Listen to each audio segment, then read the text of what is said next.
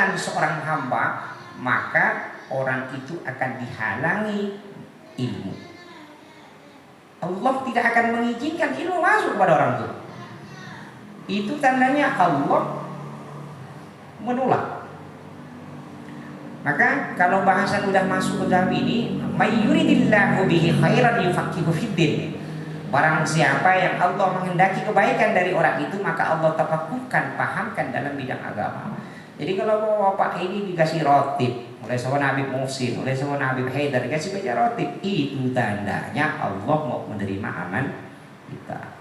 Lah di antara seorang hamba itu mau diterima amalannya adalah diberikan guru yang bagus. Guru yang bagus. Nah, guru yang bagus. Kita bersyukur, guru-guru kita itu mursyid semua. Tadi mursyid semua. Itu enak. Mursyid itu siapa? Kata Syekh Nabi Mursyid, namanya mursyid itu adalah orang yang bisa mencoret nama orang-orang yang nasibnya celaka diganti menjadi nasibnya bahagia. Maka jangan lupa Pak. Sehari itu 5 waktu. Sehari itu 5 kali sholat kita. Jangan lupa sekali menghadiahkan Fatihah kepada guru kita yang di atas. Jadi jangan dicukupkan di ratib saja Fatihah itu, ditambah lagi. Nah, kalau sempat paling tidak sehari semalam itu satu. Bagaimana? Biar tambah erat, tambah kenal. Karena bahasan kita tentang bab hadiah pahala itu kan kenal. Orang itu semakin berjumpa, makin tambah kenal.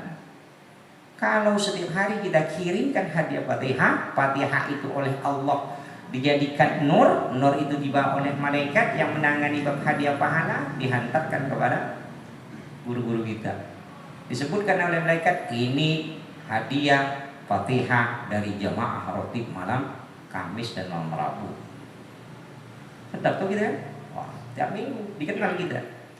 Apalagi kalau satu-satu, nah ini hadiah Fatihah dari Saiful Ilmi bin Usman. Kenal begitu dikenal. Ada keterangan, begitu Pak. Ada keterangan nih.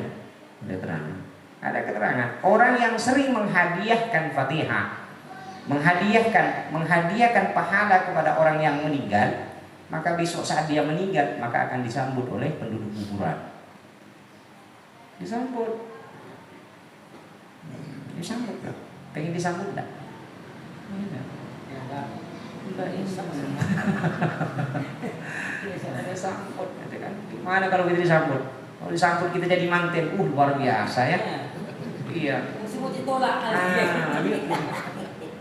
Oh, jadi manten itu kan luar biasa, kita disambut itu kan jadi raja dan sebagainya. Wah, maka jangan tinggalkan hubungan batin rohani dengan guru-guru. Li'annal ilma hayatul qalbi.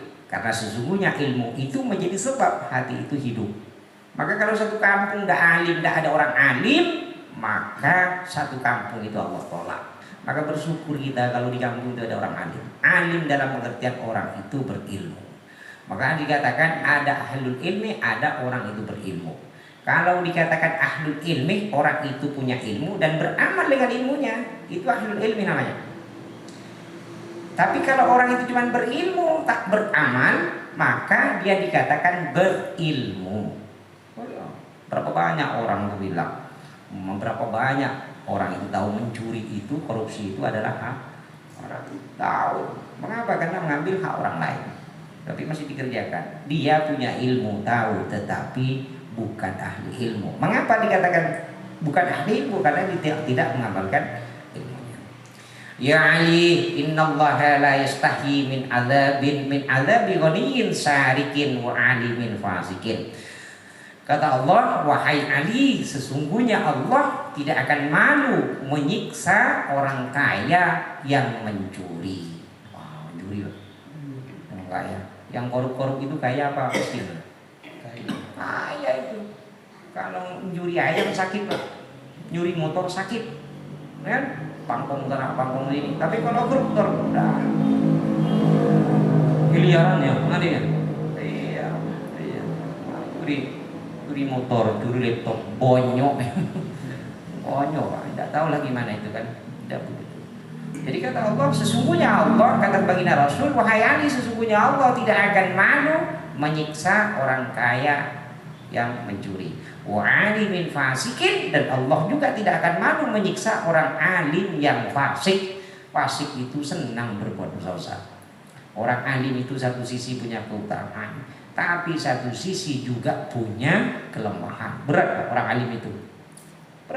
Beratnya bagaimana? Kalau tak beramal, maka besok dia akan dihisap duluan dan digabung dengan Fir'aun dan para penyembah berhala. Berat. Jadi memang keutamaannya luar biasa, ancamannya juga luar biasa. Faslun fi hifdzil lisan, pasal menjaga lisan.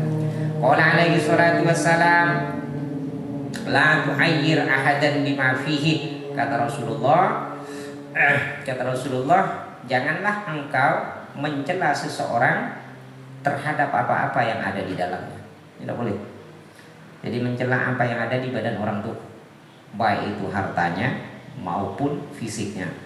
Kau ini ganteng bang, cuma hidung kau tuh kayak jambu. Nah, kok dia tertawa tak apa-apa, kayak jambu. Mana di hidung tuh jambu? Ada kan?